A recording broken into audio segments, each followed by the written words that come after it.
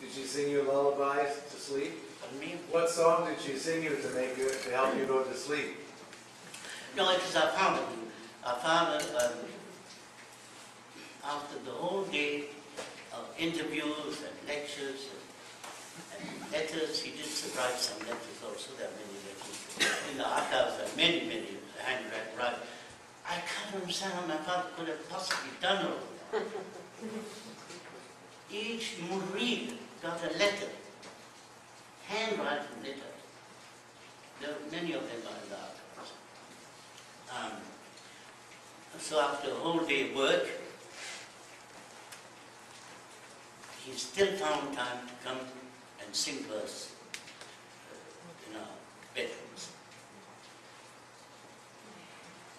Many of those songs I've written down.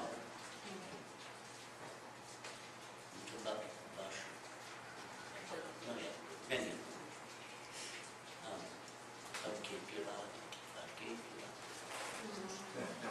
Pure Hidayat, we've heard many stories that after your father's death, that your mother sort of retreated from the world, and I don't know if you can, or if it's too painful, but share with us a little bit. Yeah, well, that's again something I said, it's so very difficult for me to talk about that, but still I think I'll try to do it.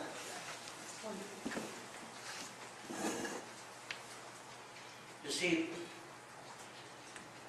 our mother was not only the wife of the father, she was not only the mother, but she realized, she was conscious, of the fact that he was really the source of motivation of the new impulse of the message of today. You understand what I'm saying? Yeah. She was very conscious of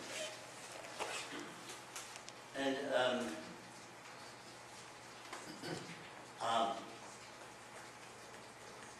both mother and father often did the practices together. I've seen them often doing shagal together.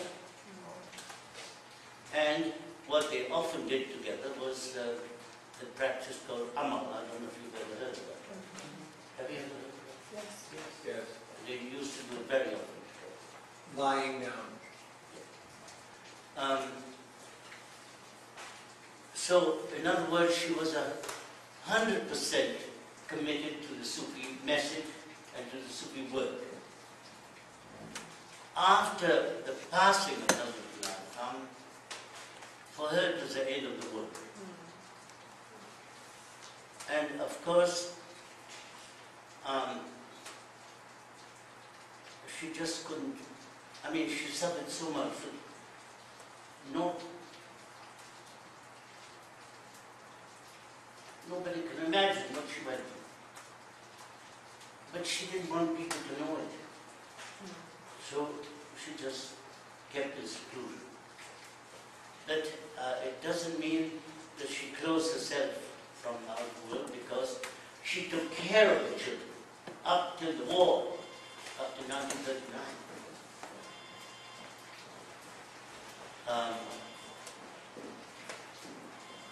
In other words, but you see, there was a big problem.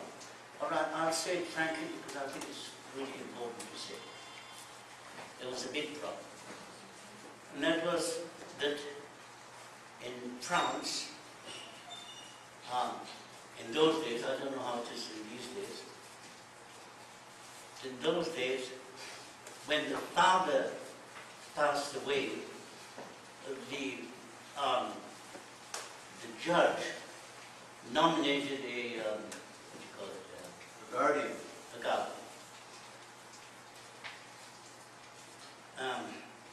And that's something my mother absolutely refused. She absolutely refused for a guardian to take care of the children. She said, no, it's my duty. And she just kept on that duty till the end. But that is a problem.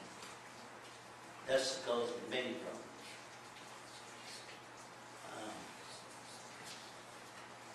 because the guardian that was appointed by the judge was one of my uncles. So she said, no, it's my duty to take care of my children, not the guardian.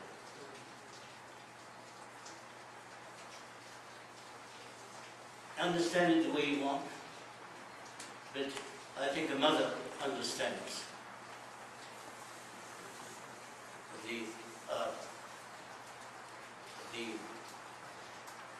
the good reasons why my mother absolutely refused. And that, of course, was misunderstood by the Sufis in those days, who, of course, started a lot of stories about, people always like telling stories. You asked me to tell.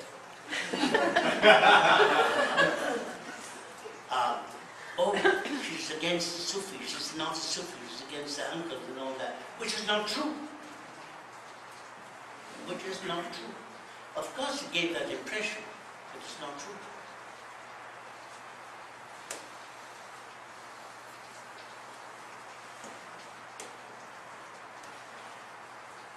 If my brother Hidayat had a problem with Murshid Ali Khan, my mother had nothing to do with that. That was his problem. There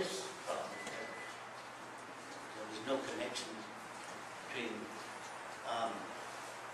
the previous story of the guardianship and this one. These are two different stories. But sometimes people put them together.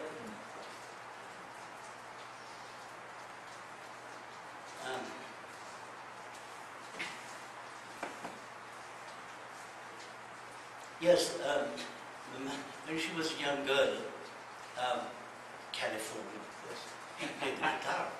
Oh, wow. Yes, she did play the guitar. Yes. I forgot to tell you that. And Did she have it with she you? had a guitar, yes. Yeah. And she was extremely, she was a fan of Segovia. You've heard of Segovia? Yes. Can you tell us of her sense of humor? Yes. Can you tell us of her style of humor, her sense of humor, how it manifested? Well, you know that usually, I think, generally Americans are very humorous.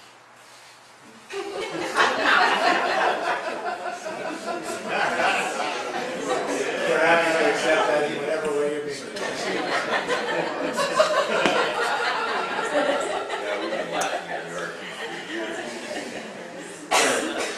Of course, there was a problem which I must say she handled really geniusly.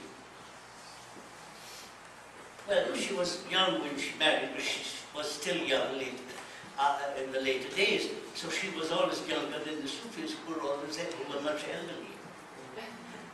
The Sufis in those days were more elderly people. And so, of course,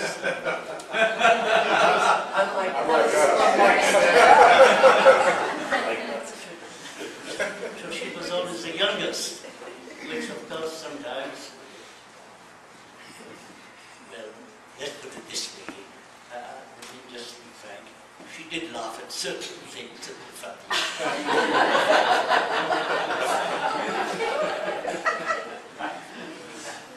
I think you've also said that she was extremely tidy. Yes. My mother, of course, was, well, I don't like using the word fanatic. She was tremendously tidy. Everything had to be absolutely correct and tidy and just everything in the right place. A fork had to be like that and not like that. Just to give you an example. And, well, living with 3 Indians in the house, I think it was very necessary. I wouldn't have used the word hopeless.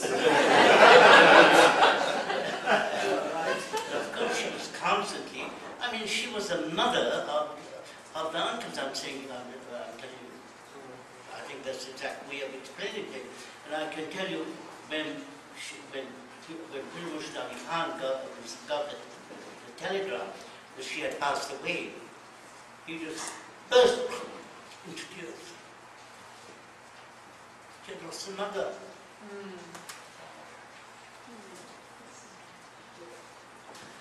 Yes, that's again another story which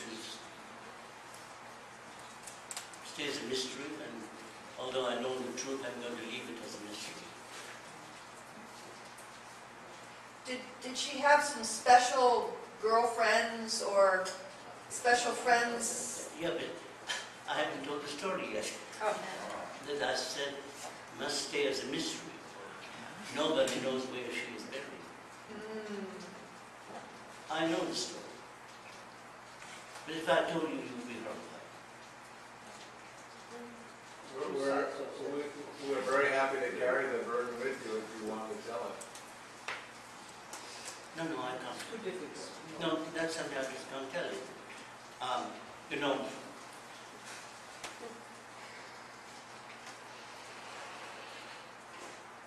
many things have happened, I'm just cannot tell you. But I suffer very much from it. Because the American Sufis don't know anything about it. And the Europeans hardly